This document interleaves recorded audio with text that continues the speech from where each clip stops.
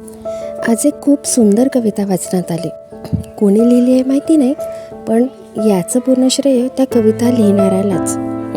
कोण म्हणतं की भूक फक्त पोटाची असते, कधी ती मायेच्या 2 शब्दांची असते, कधी ती कोणीतरी मी आहे असं म्हणण्याची असते. कोण म्हणतं भूक फक्त पोटाची असते, कधी ती अपूर्ण स्वप्नांची असते, जी परिस्थितीसमोर रोज हरतात पण मन मात्र हार मानत नाही. कोण म्हणतं भूक फक्त पोटाची असते, मनही उपाशी राहतं कधी एका मिठीसाठी, थोड्या प्रेमासाठी. कारण काही माणसं पोट भरून जगतात पण मन मात्र आयुष्यभर उपाशीच राहतं. किती काय सांगून गेले ना प्रत्येक शब्द. खरं ना, आपलं मन तर उपाशीच असतं बऱ्याच गोष्टींसाठी.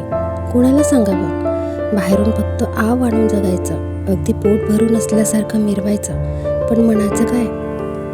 एका झाडावर एकच पान उरलं, गळून पडत नाही आहे, घाबरत आहे. नवीन छोटी पानं येतील, ती एकटी असतील, घाबरतील. एकटे थरथरणारे दर सकाळी वाकून वाकून पालवेला शोधते, निराश आहे, पण पक्षाला म्हणते मी आहे ना. अगदी तशीच तर सोबत हवी असते कोणाची तरी, जी त्या पक्षाला सांगेल काही झालं तरी मी आहे ना. मनबोलीला भेट दिल्याबद्दल धन्यवाद.